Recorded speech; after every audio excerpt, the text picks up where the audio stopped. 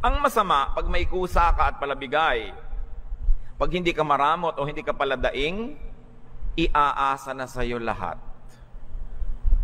Subukan mong tulungan ang isang tao na may sakit, pag palabigay ka at hindi ka paladaing, hanggang mamaya, pati burol niya, iaasa na niya sa iyo. Kasi minsan ka lang naasahan. Meron ka isang pamangkin na tulungan mo na magbayad ng matrikula isang beses, mamaya sa iyo na lahat nakadagan yon. Pag natunto na yung landas patungo sa iyo ng mga manghihingi, hindi ka na nila titigilan hanggang hindi ka nila nailulubog muli kasama nila sa ilalim ng dagat. Pag dependable ka, people over-depend on you. Dito sa Pilipinas, napaparusahan ng mga responsable. Kasi sa iyo dumadagan lahat ng mga irresponsable. Huwag nating parusahan. Kinararangal kong sabihin sa inyo, ngayong nakikinig kayo buong Pilipinas at buong mundo, sa iglesyang ito walang pulubi kahit isa. Wala po kaming kapatid na nagpapalimo sa daan. Ang alam namin ng kapatid ay pulubi, walang makakain, meron kaming bahay ampunan. Diyan sa Apalit.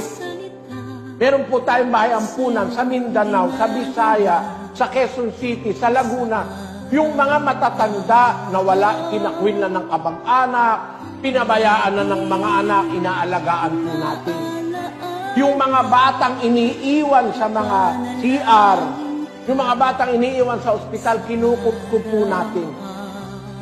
Kahit hindi natin karelihiyon, kahit sino pa, diyan sa ating eskwela, diyan sa Apalit at saka sa Caloocan, kahit Iglesia ni Cristo, nakakapag-enroll, walang bayad. Libre lahat, pati uniforme, pati pagkain, pati libro, pati computer, libre po lahat sa La Verdad Christian School. Yan ay mga gawa ng pag-ibig sa kapwa. At hindi yan po pwede na yan i-deny pa. Kahit siraan kami ng siraan, ginagawa lang namin ito para ipakita sa inyo na ang aral ng Diyos, iibig ka sa kapwa.